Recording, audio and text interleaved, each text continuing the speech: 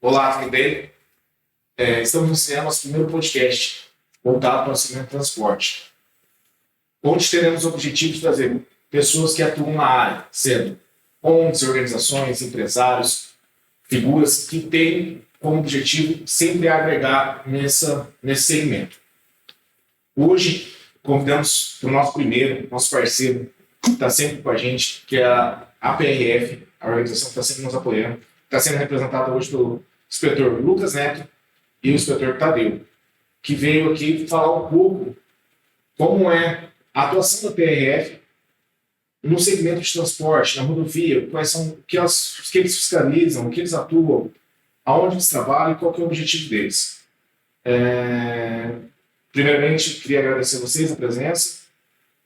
Vocês são sempre parceiros nossos, estão participando de diversos eventos. Queria que vocês apresentassem um pouco sobre o trabalho de vocês, quais são as atuações de vocês em relação a esse segmento. Faça um pouco de cada um. Legal. Vou começar aqui.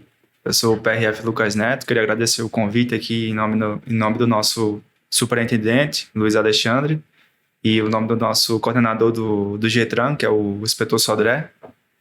E a gente veio aqui conversar. A gente já veio aqui antes, né? Falou um pouco sobre o Mar Amarelo, questão da prevenção dos acidentes. E hoje eu trouxe aqui o nosso inspetor J. Tadeu. Já tem muita experiência aí na pista. Vai contar um pouco aí das vivências dele lá na delegacia de Nova Alvorada, né?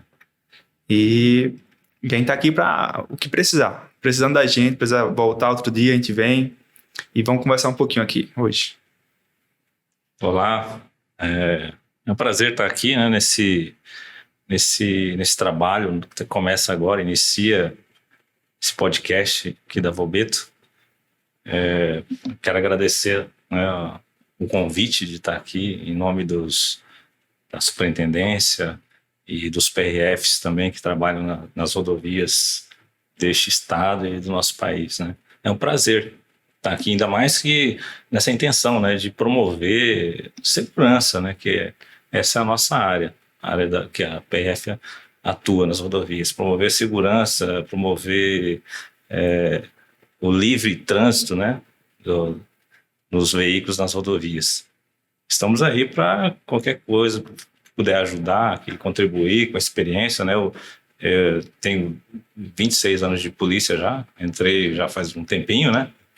Só tenho a cara de novinho. Só um pouquinho. Quase que eu tenho idade aí. Eu tenho 28. 28 de idade? Sim, viu? Tô quase chegando lá de serviço. Já De PRF, né? Já Mas pensando na aposentadoria. estamos pensando mais pra frente ainda. Agora ainda não, né? Ainda tá meio cedo. Tá novo ainda, né? Se tiver um pouquinho de força, dá pra tocar mais, né? Com certeza. É bom trabalhar, né? A gente queria agradecer a presença de você mais uma vez. Sempre é bom contar com o apoio de vocês, né? E vamos que vamos, né? Então, senhores, estava conversando com o Caio que, para iniciar, fez uma pergunta bastante interessante. Quais são, hoje, o motorista, que ele tem que estar munido de documentação Sim, documentos essenciais. para ele estar trafegando de maneira correta, para não ter transtorno, não ter que ser notificado, citado, Sim. e poder seguir sua jornada de trabalho.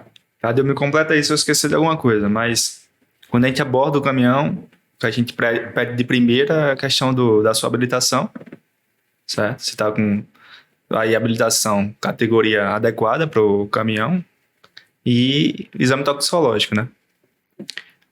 Vai estar na carteira lá, a gente vai conseguir visualizar. E aí, a carga que ele está levando, ele vai precisar da nota fiscal da carga, certo? Ele vai precisar também estar com tacógrafo, o equipamento funcionando, né? E com os discos, ou se for eletrônico, a fita. E basicamente isso, né, Tadeu? Se estiver carregado também, a gente muitas vezes solicita a nota fiscal, né? Nota fiscal do produto, da carga, mercadoria. para conferir ali. E o documento do cavalo trator e também do semi-reboque, né? Isso.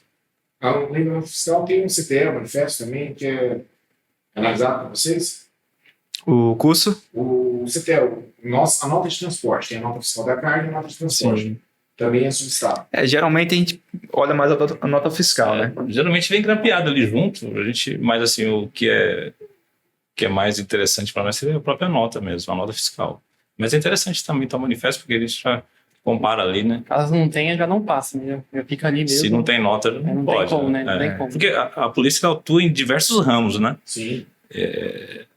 A atuação nossa tem uma gama gigante, é muita coisa. Inclusive, tem sonegação de impostos, né? Tem descaminho, contrabando. Então, é uma das razões de ter a nota fiscal. Principalmente aqui perto da fronteira. Então, a gente começa com a fiscalização de trânsito. É uma linha bem tênue, né? E a qualquer momento pode virar uma questão de crime, de contrabando, de descaminho. Então, a gente começa naquela linha de fiscalização de trânsito. E aí, quando não tem nota fiscal, a gente procura saber por quê, de onde essa carga vem, né? E aí, se bater, já vira um contrabando, descaminho. Que é muito comum aqui perto da fronteira. E aí, qual que é o procedimento após, caso não tenha uma nota fiscal, se for contrabando? Qual que é o procedimento? Então, aqui é muito comum, principalmente quando o pessoal está trazendo alguma coisa do Paraguai, né? Sim. Ali do Shopping, né? Tem vários centros de comércio ali no Paraguai. E aí, quando é descaminho, o que a gente faz? A gente caminha para a Receita Federal, né? Sim. Faz todo o nosso procedimento do BOP, Boletim de Ocorrência Policial, de contrabando, mas a carga vai para a Receita Federal. E lá vai ser leiloada. E o motorista, medidas administrativas, né? Isso, motorista, medidas administrativas e também criminais, nesse caso. Desse caminho. Um questionamento que sempre nós temos aqui, e ainda rondam, é a questão da jornada de trabalho. Sim. É algo que em 2012 se iniciou, através de uma lei, né? Já teve algumas alterações, e ainda muita gente sofre para se adaptar a isso, alguns motoristas. Como é fiscalizado isso pela PRF? O que ela olha, quais são as atuações, e nesse meio, vocês têm alguns exemplos de algumas situações? Sim, teve um caso aí recentemente lá em Ribas do Rio Pardo, onde está sendo construída a Suzano, vai ser uma fábrica de celulose, e lá o fluxo aumentou bastante lá. Inclusive, a gente está reforçando muito a fiscalização lá perto da Suzano, né? Que é Ribas do Rio Pardo. Cidadezinha pequena de 15, 20 mil habitantes no máximo. E essa fábrica que está sendo construída, quando chegar a pleno funcionamento, vão ser mais de 10 mil funcionários. Então, você imagina aí uma fábrica, uma cidade que de uma hora para outra vai dobrar a quantidade de habitantes. Então, o fluxo lá já aumentou bastante, né? E um dos finais de semana que eu estava lá, eu parei um caminhão e pedi o tacógrafo, né? E aí muitos não sabem, até uma surpresa minha, que estou há pouco tempo, cheguei em janeiro, né? Sou adulto para o concurso, e muitos caminhoneiros não sabem nem imprimir aquela fita do tacógrafo, né? Às vezes a gente tem que subir no caminhão para poder imprimir lá. E aí imprimi e percebi que o caminhoneiro não tinha descansado a quantidade exigida, que era dentro das 24 horas, né, que é o dia, ele tem que descansar 11 horas. Então, dentro das 24 horas, 11 horas tem que ser de descanso, certo?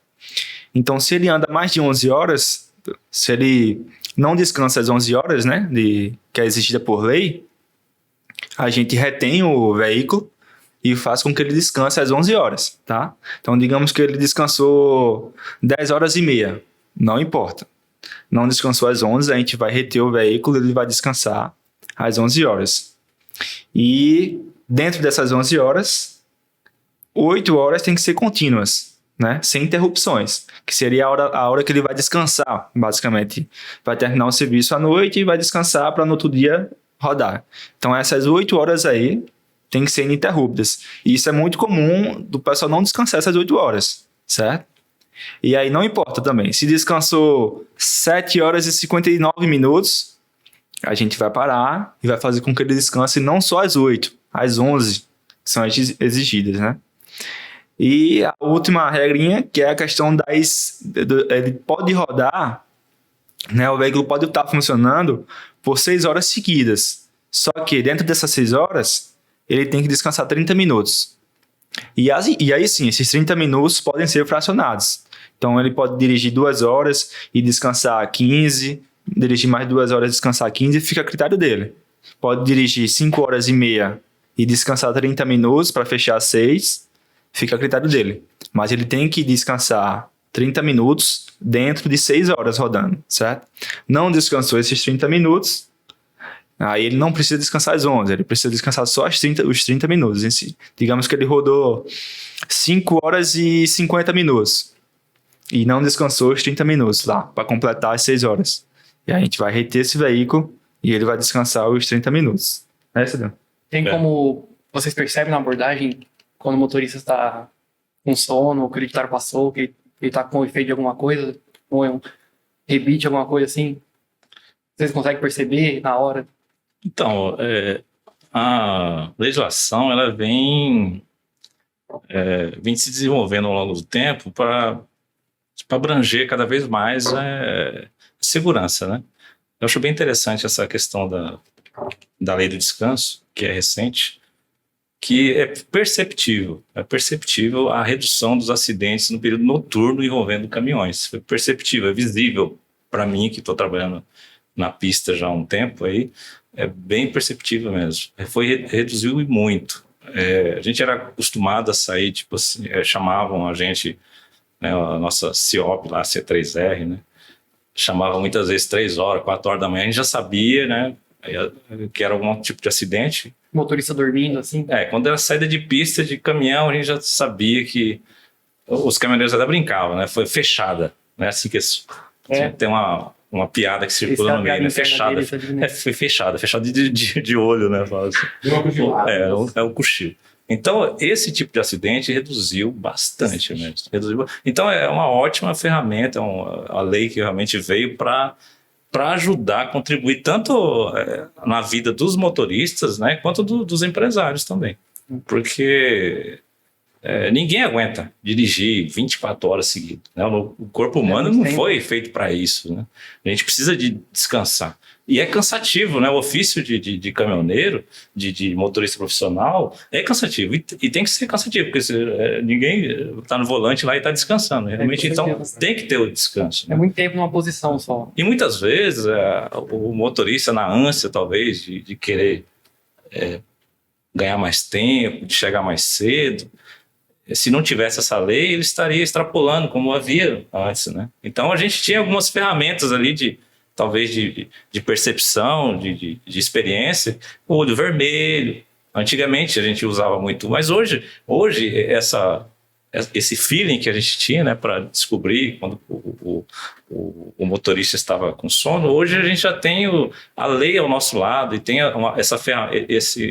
essa ferramenta ótima que é o tacógrafo, né?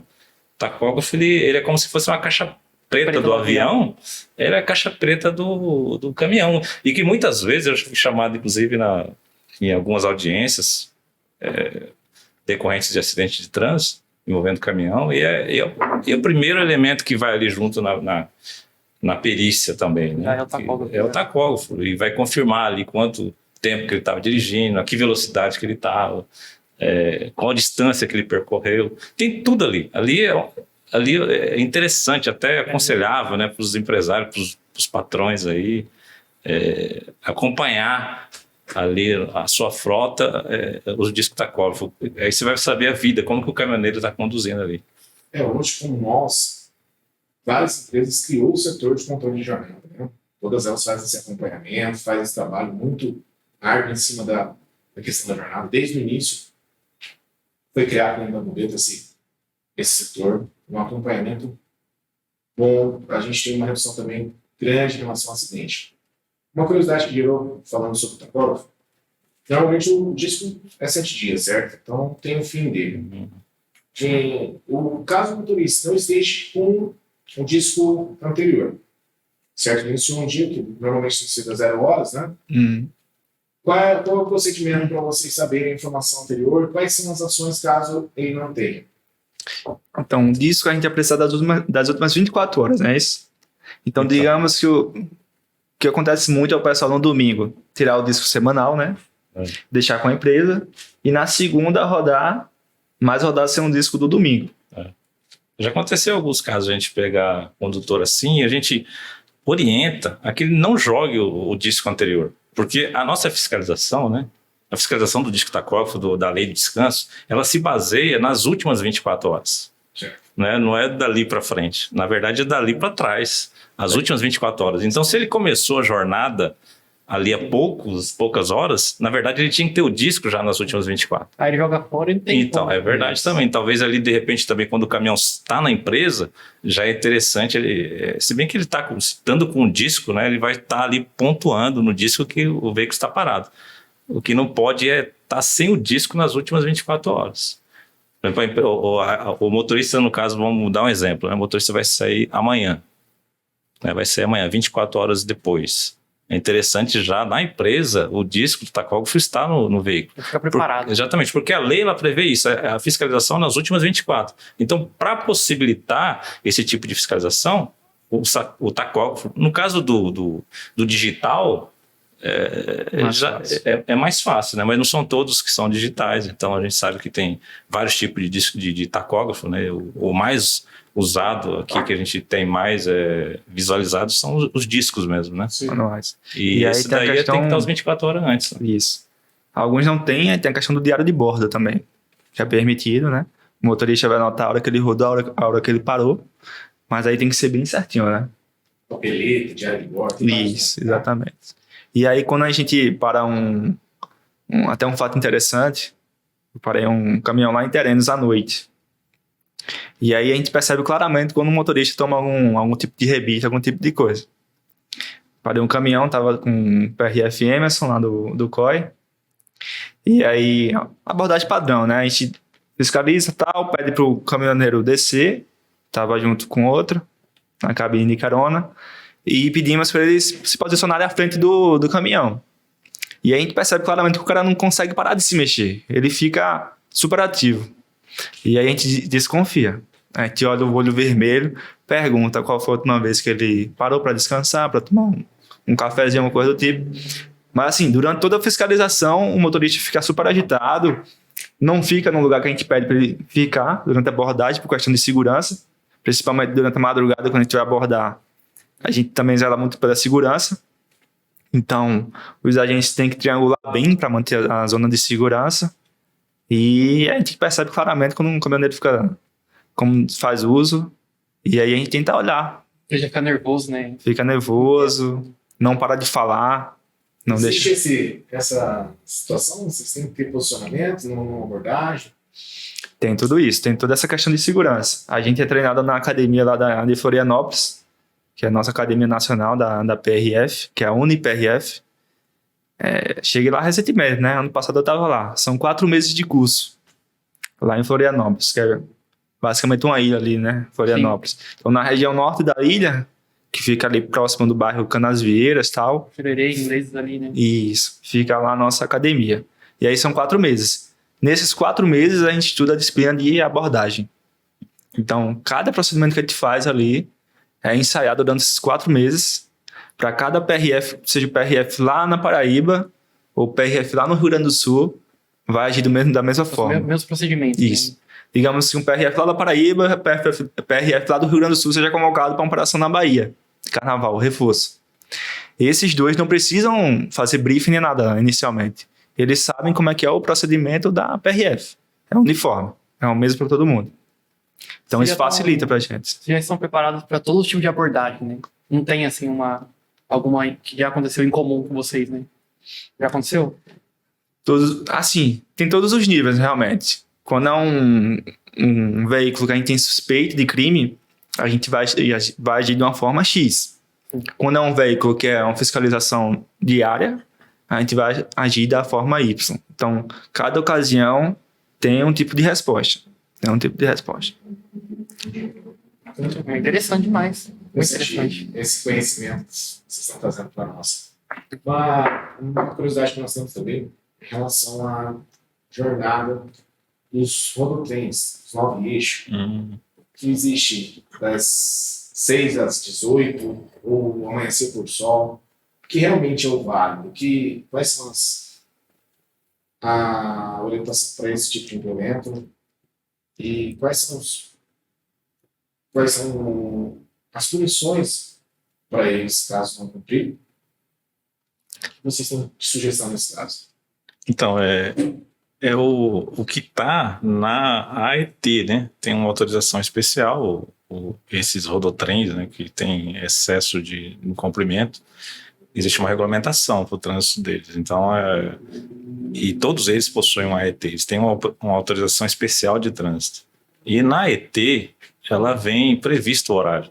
Então, geralmente, algumas que a gente vê, vem realmente ao nascer e ao pôr do sol, né? Que do nascer ao pôr do sol é o período que eles têm para transitar.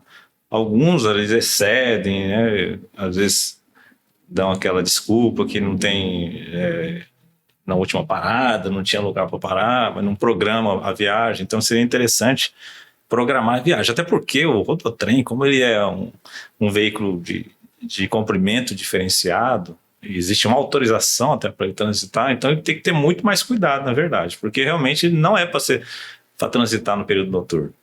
Então o motorista ali, né, devia ter mais cuidado nesse sentido, no horário dele. Mesmo, né? Mas ele vem no ET, ele vem disposto ali. O DENIT, ele... Qual a ideia, né? Porque tudo é questão da infraestrutura a pavimentação da rodovia, né? Então o DENIT emite essa AET, né? O nosso setor lá em Brasília, ele vai julgar se esse caminhão vai precisar de uma escolta da PRF. Se precisar, a gente manda uma viatura para fazer essa escolta. Mas zelando basicamente a questão, lá na AET embaixo, no final da AET vai vir a questão do horário, geralmente do nascer ao pôr do sol. Então, basicamente todas que eu peguei foi do nascer ao pôr do sol. E embaixo também vai vir a velocidade máxima permitida para o caminhão rodar. E aí tem a questão do planejamento, né? Então, o que acontece às vezes, o dia tá nublado, né? Sim. Tem esse negócio, o dia tá nublado, não tô vendo o sol, mas tá claro ainda. Então, é lógico que tem uma como se diz assim, não é aquele negócio rígido, engessado. A gente vê que o período noturno iniciou, o rodotrem deveria ter parado. Isso. Assim, a gente vê que tem a claridade ainda, embora tá nublado, você não consegue ver se o sol se pôs ou não naquele momento. Por isso que saiu, né, essa questão do pessoal fala das 6 às 18. Sim. Só que hoje, por exemplo, o sol está se pondo às 17h20, mais né? Cedo, né? Tá bem mais cedo. Quando é 18 horas está bem escuro. E tem o horário de verão, tem tudo isso. Então, do nascer ao pôr do sol é o mais usual e corrente, né? E quando você vislumbra ali, visivelmente, está tranquilo. Agora a questão, só quando está nublado ali o dia, às vezes pode trazer alguma... Mas tem no Google ali, se você colocar lá, nascer do sol, pôr do sol, vai vir horário. Com certeza. Às vezes a polícia, devido às distâncias, né, na rodovia que são grandes, a gente sabe, naquele ponto que a gente está trabalhando, a última parada, quantos quilômetros que é o último posto, qual que tem à frente. Então ali você já, às vezes, né, tem aquela margenzinha ali, não é aquela coisa, mas depois de certo horário já não tem como considerar, né? É bem interessante isso que vocês falaram. Eu já vi até no YouTube vídeo de cargas muito grandes a PRF fazer escolta, até lá nas BR-101 em Santa Catarina. Eu já vi lá. Como lá tem o porto, né? Já vi peças de navio, peças de energia eólica, e a PRF estava escoltando até mesmo o exército.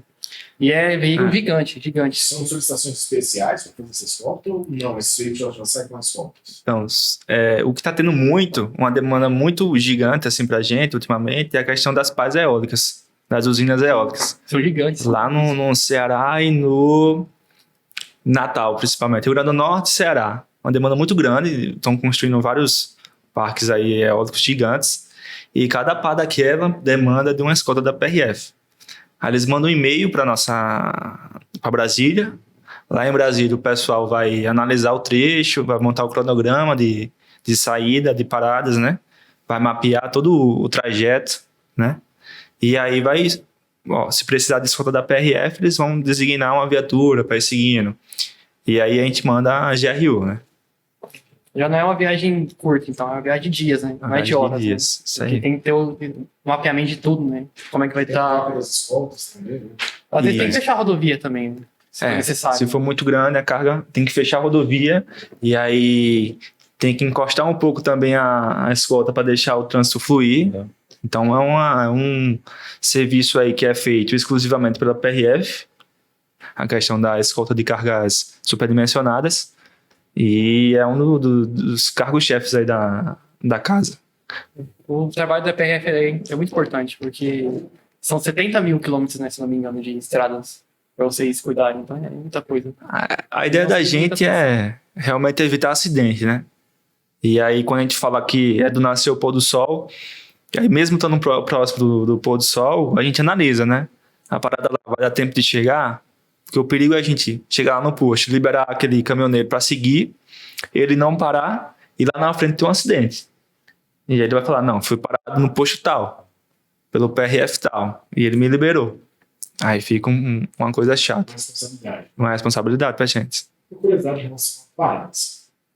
É a organização feita de fiscalização. Tem fala, tantas horas a gente vai colocar, vamos fazer uma parada de pista, vamos fazer a abordagem. Como que é esse mapeamento?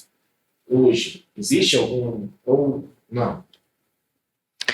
Com relação às paradas desses caminhões? Não. As abordagens. Geral, assim, como se fosse a blitz, uma blitz, assim. Como que é organizado Ah, com tá. vocês As operações, as operações de abordagem? Tá. O que acontece muito, o núcleo ali, é no nosso núcleo de perícia de acidente de trânsito, né, o NPA. O NPA vai fazer um mapeamento ali de onde está tendo mais acidente de trânsito. Né? Eles têm os dados dos acidentes de trânsito. Cada PRF, quando atende um acidente, o Tadeu sabe bem que a gente faz um boletim de acidente de trânsito, que é o BAT. E lá a gente preenche as informações. E isso vai para o NPA. E aí o NPA vai mapear e ver, ó, trecho tal, tá tendo muito acidente. Vamos reforçar lá, vamos fazer uma operação lá.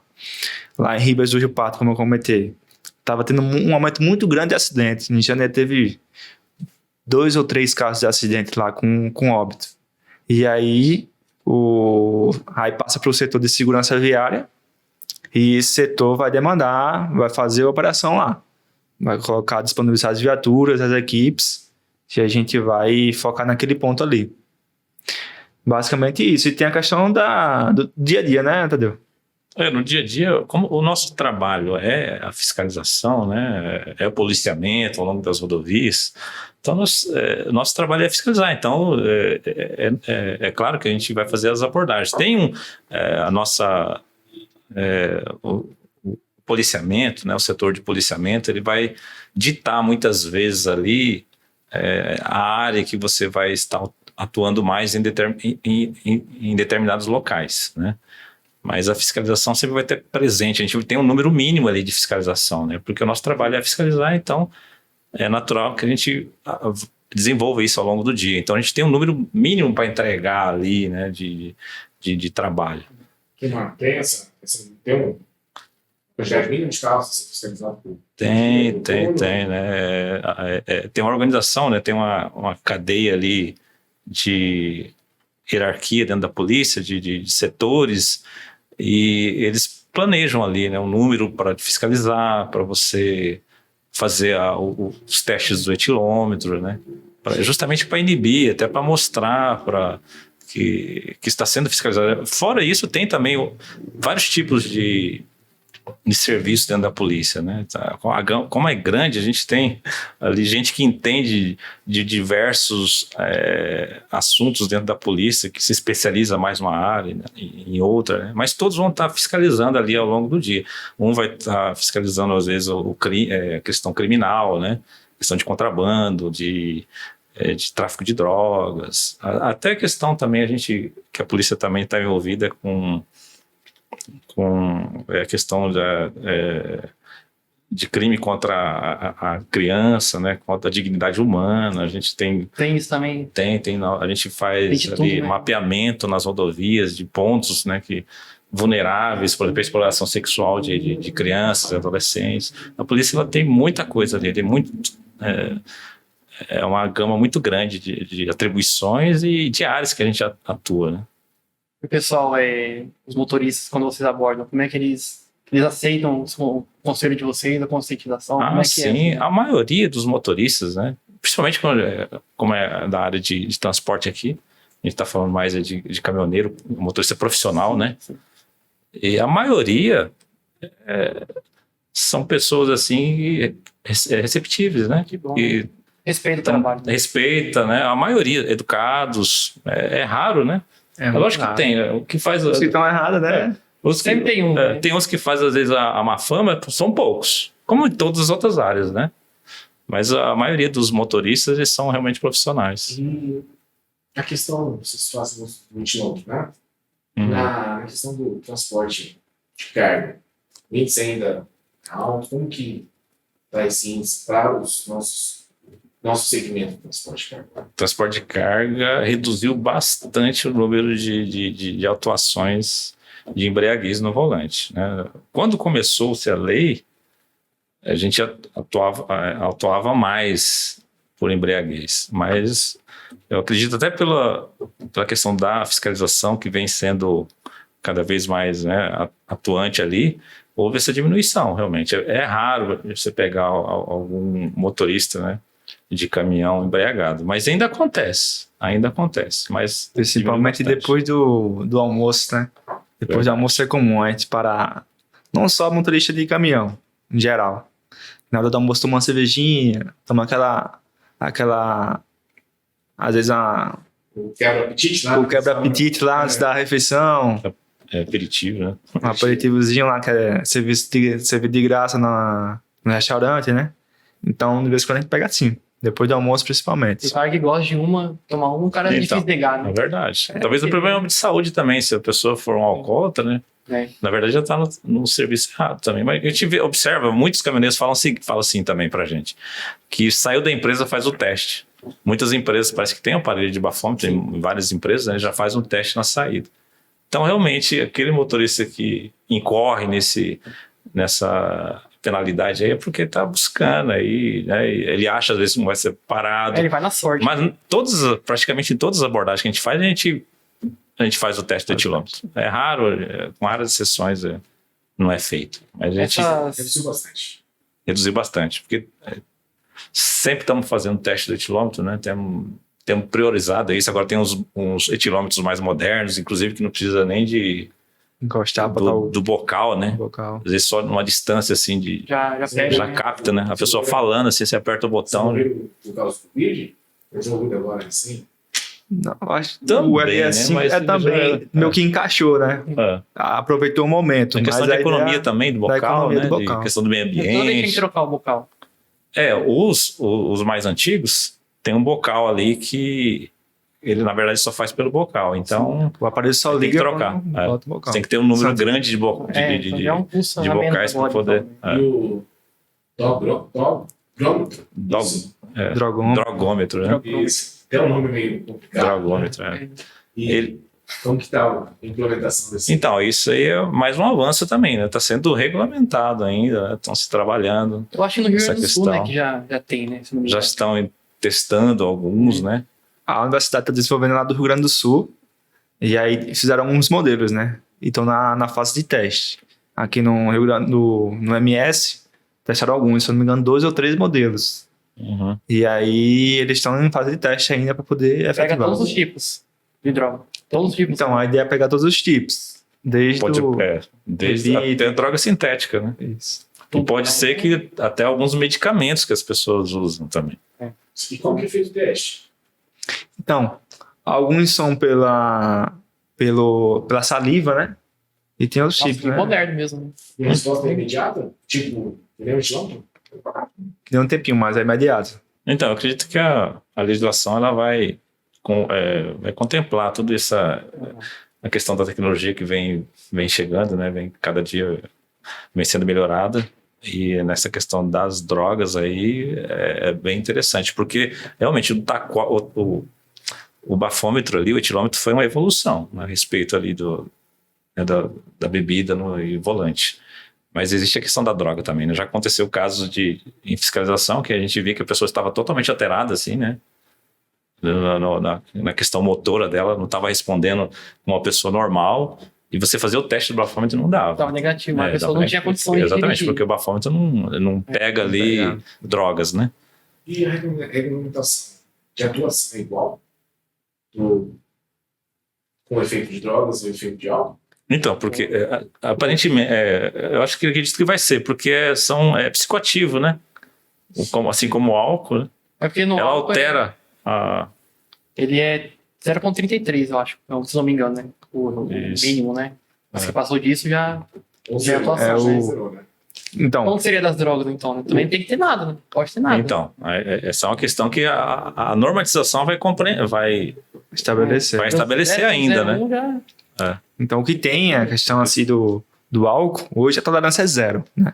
Mas tem aquela margem de erro do aparelho. Ah, sim. Essa margem de erro é de 0,05, tá? É bem Então, pouco. deu nisso, tá, dentro da margem de erro tá tudo bem.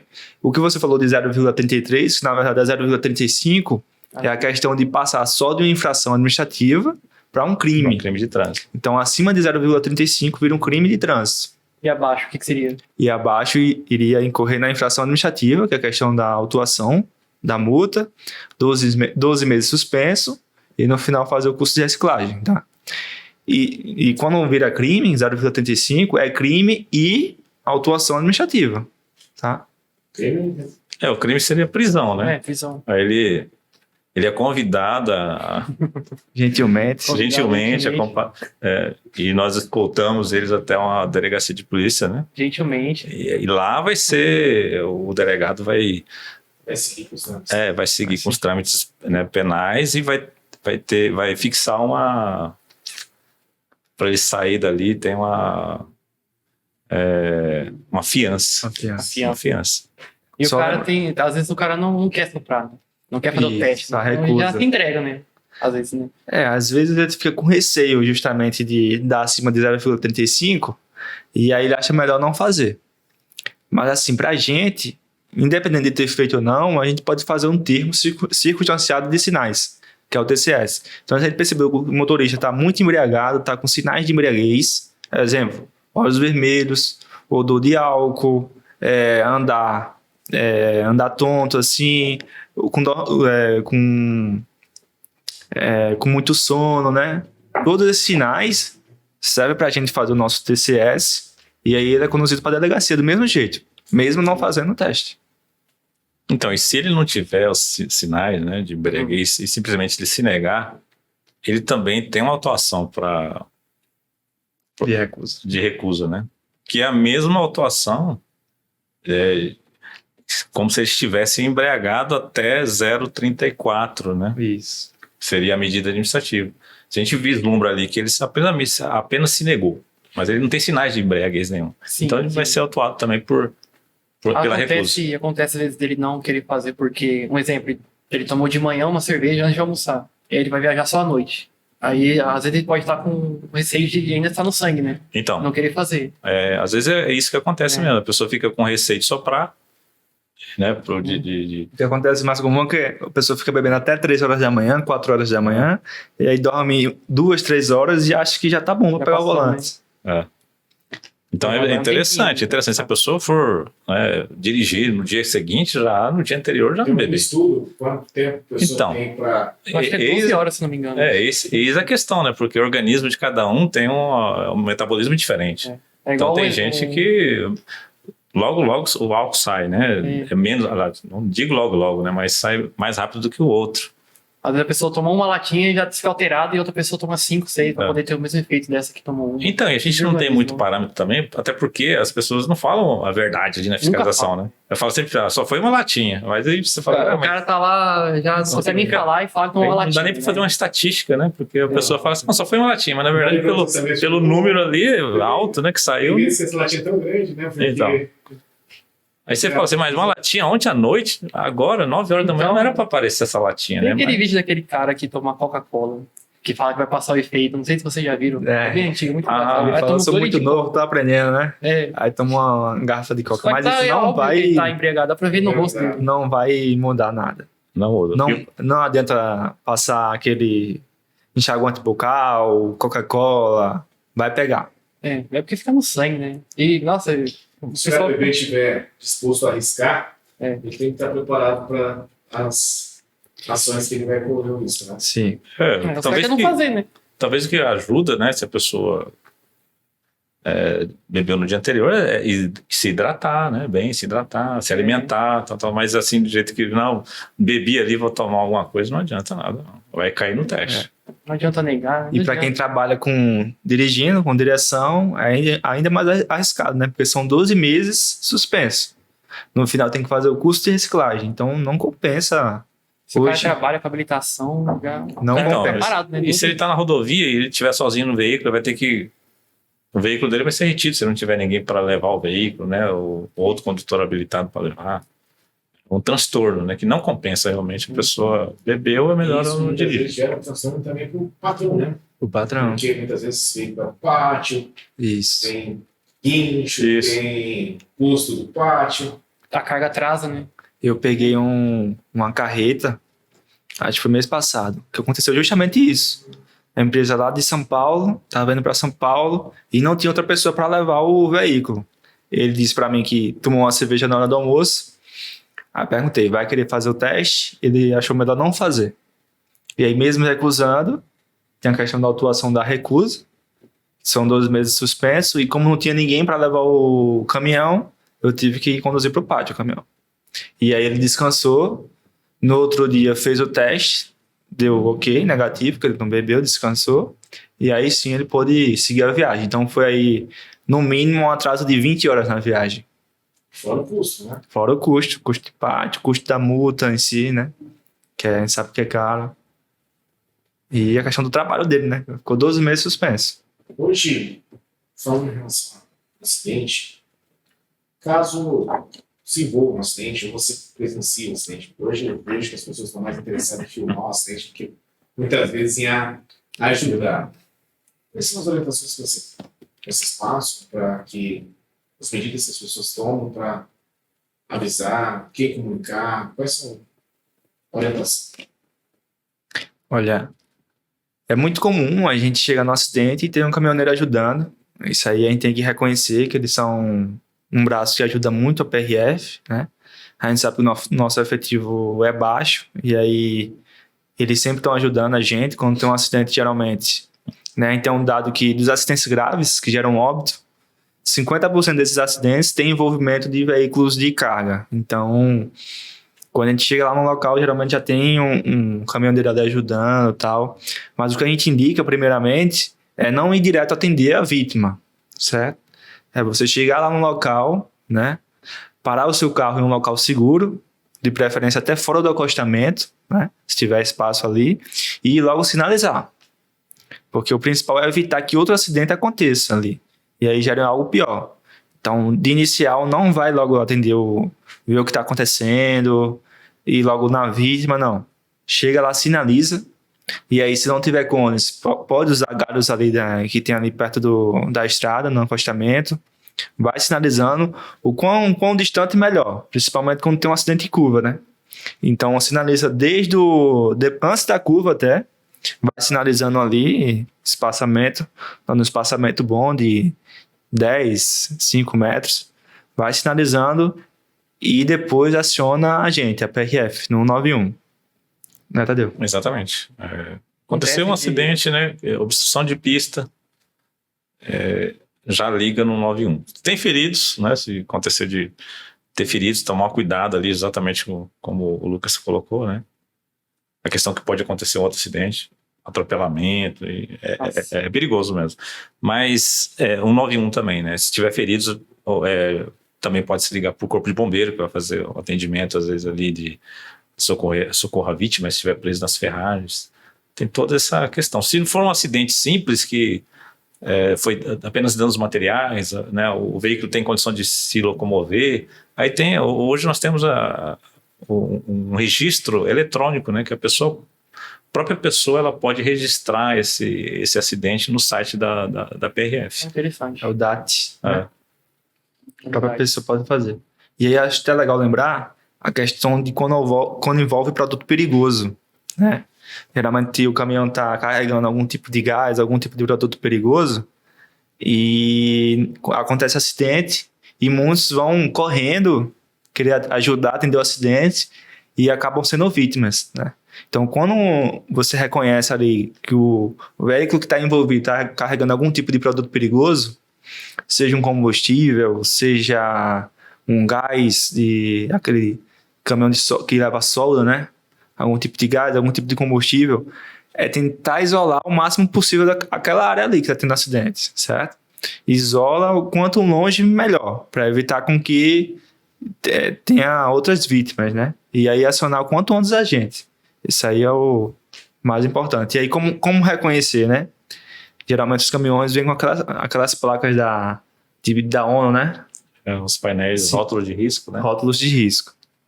Tem que ter bastante atenção com relação a isso. Perfeito. Acontece, eu vejo muito, geralmente de alimentos, assim, ou de cerveja, bebida, qualquer bebida que quando o caminhão cai, o pessoal já vai querendo pegar, né? Isso aí, acho que não é o certo, né? Ou, às vezes acontece, o motorista mesmo libera a carga para poder pegar, como é que faz? Porque uma vez eu vi, teve um vídeo, Sim. o motorista acabou caindo do cavalinho, tombou, né? Ele Tombou. quebrou a perna. E o pessoal não ajudou ele. O pessoal só queria saber da carga, porque era uma carga de carne, se não me engano. E ele mesmo filmando lá, eu tô com a perna quebrada e ninguém tá me ajudando. O pessoal tá pegando as coisas lá e eu tô aqui. É complicado, né? Isso aí. Então, é triste até de ver algumas situações assim, né? A gente viu alguns vídeos, né? Não é rotineiro isso acontecer, né? Mas realmente é complicado. Em alguns casos, a gente sabe que alguns casos que tem perdimento da carga, dependendo do que é. E às vezes pode até ser que tenha sido filmado alguns casos que já tinham liberado a carga, né? Sim. Mas também é pouco, né? É pouco isso. Mas tem cargas ali que não deveria nem ser para consumo mais, né? Tipo algum tipo de alimento que cai, que abre ali, que fica algum tempo, né? Por exemplo, alimento refrigerado, né? Que fica ali aberto, se houve rompimento da carroceria ali do veículo, então já não tem mais aquela conservação e garantia, às vezes o povo vai e É do pega. mesmo jeito, né? É muito comum ali na Dutra, né? Tem muito acidente ali que liga São Paulo. E aí, quando é um produto perecível, a própria empresa É perecível. pede para tirar e distribuir para a população para poder destombar o veículo Sim. e aí conseguir levar o veículo. Mas inicialmente assim é proibido, né? Você chegar lá e pegar de forma inicial assim. Sim. É considerado furto, então? Seria? Se encaixaria em furto, sim. Sim, porque... E tem a questão também que muitas vezes, né, quando a gente chega lá, como as distâncias são grandes, né, às vezes acontece, já tinham tirado algumas cargas do veículo, coisas às vezes até de veículos de passeio que se acidentam, né, às vezes passa gente ali, O pessoal né, pega também. pega alguma coisa ou outra. Não é sempre, né, mas a gente ouve falar, sim, que isso pode acontecer. E o perigoso é que hoje em dia sempre tem alguém filmando, então às vezes você tá lá querendo pegar alguma coisa, mas tá gravado, né? Depois a gente consegue reconhecer quem foi que levou e tal, identificar alguma placa de algum veículo, de uma moto, de um carro. Então é uma coisa que não vale a pena, né? Correr esse risco. Não, é muito sangue frio pra fazer isso, né? Não é? Não tem consideração. Não tem consideração nenhuma. E aí, vocês querem mais água? Então aqui tá tranquilo. Tranquilo aí? Tranquilo, então. E em relação a essa questão do efetivo, né? Hoje, qual que é a distância que vocês têm? Tem isso mapeado de uma unidade para outra? Uma distância média? Tem, inclusive, tem até no site da PRF, né? Qualquer cidadão consegue acessar lá o site, que é prf.gov.br, e aí tem um mapa interativo com vários pontos lá onde tem uma unidade operacional, uma delegacia e uma superintendência. Então você consegue ver qual é a unidade mais próxima de onde você está, quantos quilômetros, tem bem explicadinho lá. Mas assim, a ideia é dividir, né? E aí da demanda também, onde tem muito fluxo de trânsito, então principalmente São Paulo, Rio de Janeiro ali tem muita unidade. Tem mais unidade, né? A fronteira também, que é uma área muito vulnerável, né? A gente sabe que acontece muito crime, então a fronteira também tem bastante prioridade. E aí a questão do interior vai sendo mais conforme a demanda mesmo. A fronteira é bem perigosa, né? A fronteira é tão perigosa que quando a gente se forma na academia, a prioridade é lotar a gente nessa região. Então, os novinhos que a gente chama, né, são lotados mais nessa região de fronteira. E aí, quando tem uma outra turma, né, uma turma grande, E aí eles vêm, assumem o nosso lugar aqui e alguns conseguem voltar para o estado de origem. Tem alguma fronteira que é considerada mais perigosa? Uma mais tranquila? Ou todas são? Olha, assim, todas são, né? Mas a gente sabe que o Mato Grosso do Sul é um estado, digamos que é rota, né? Porque se você for parar para observar, o Mato Grosso do Sul tem fronteira com a Bolívia e tem a fronteira com o Paraguai ali, certo? E aí do outro lado faz fronteira com Paraná, São Paulo, Mato Grosso lá em cima e Minas Gerais. E um pouquinho, uma pontinha ali do Goiás. A pontinha ali. Então, se você for ver a questão hoje do narcotráfico, né? É uma rota, o Mato Grosso do Sul é uma rota ali para ele pegar a droga do Paraguai ou da Bolívia e escoar para os grandes centros. São 5 estados, 2 países, né? 5 estados, 2 É países. a rota perfeita para eles, né? Até porque o nosso estado ele não é um grande consumidor de droga, né? Nós estamos mais ali classificados como corredor. Passa, né? Passa muito mais do que fica por aqui. Então, aí nós temos atuado muito nessa área de tráfico de drogas nas fronteiras aqui. Os policiais, né, da fronteira têm se especializado muito nessa área. Então, a gente sabe também que como os traficantes vêm inovando, né, na forma de tentar entrar, burlar a fiscalização, assim, os policiais também inovam também, acompanham, né, cada vez ali mais para poder impedir essa entrada, né? Muito. Os traficantes, eles acontece alguns, né, de usar também às vezes de veículos furtados e muitos também eles aliciam, né? Às vezes o trabalhador ali que tá numa condição mais fraca ali de vulnerável ali, né, de cabeça, às vezes eles assediam ali e aliciam também. Primeira vez que o cara faz, né? Então, o perigo da fronteira é mais isso, né? Quem tá trabalhando direto com a fronteira aí, como alguns caminhoneiros eu já conversei que caíram nessa, né? Assim, né, foi a proposta ali, ia ganhar tantos para levar uma vez ou duas, né? Teve até um dia um fato curioso, mas esse não era de droga, foi de... Não, foi droga, foi maconha. No caminhão estava levando uma certa quantidade e o motorista ele falou que iria usar para o tratamento da esposa dele, que estava doente. Tinha que fazer uma cirurgia, parece que na coluna, alguma coisa assim. Aí isso foi o que disse que ele... Foi a desculpa dele? Foi desculpa, né? Inclusive ele falou assim... Quanto ele estava levando? Já não lembro, porque é bastante... O tratamento da vida inteira, já, né? Então, já. Aí ele falou isso, ele falou assim, eu rasguei a Bíblia, ele falou. Porque acho que ele era cristão, né, evangélico, alguma coisa assim. Ele falou assim, eu rasguei a Bíblia e aceitei. Né, nesse que ele estava com esse drama aí na vida dele. Então, alguns casos, né, acontece isso. Estava levando para poder arcar com o custo do isso. Ele jogou a Bíblia dele para poder, foi a forma que ele achou. Uma curiosidade, por exemplo, nós, como outros empresários, tem motoristas que podem ser anunciados. Que empresa, muitas vezes, não tem nada a ver com essa situação, pode ser prejudicada com isso. O motorista nosso está fazendo esse tráfego. Nós podemos supervisionar. Como que é feito assim? Existe, vocês conseguem analisar de primeira distância, fazer, no caso o cara não entrega, como que é feito? Olha, então, o delegado vai fazer parte da investigação, né? Isso, vai fazer parte da investigação. O delegado vai analisar muito o histórico dessa pessoa, desse caminhoneiro, né? E vai também ajudar a empresa. Então, o delegado na investigação, ele vai saber se a empresa está envolvida ou se não. Só o motorista. É só o motorista. Na investigação que vai ser vislumbrada. Mas, a princípio, o caminhão vai ser conduzido, né? Mas ali, até fazer o levantamento com o envolvimento da empresa, até porque vai ter que, né, descarregar. Tem empresa também que participa, então acontece. Sim. Olha, acontece. Empresa grande é difícil, talvez. Grande é difícil. Mas algumas empresas pequenas...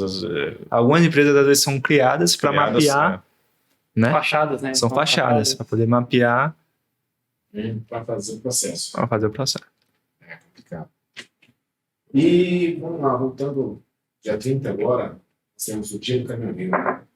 Vocês tragam uma mensagem para eles aí, orientações para eles que estão mais tarde transportando o Brasil, né?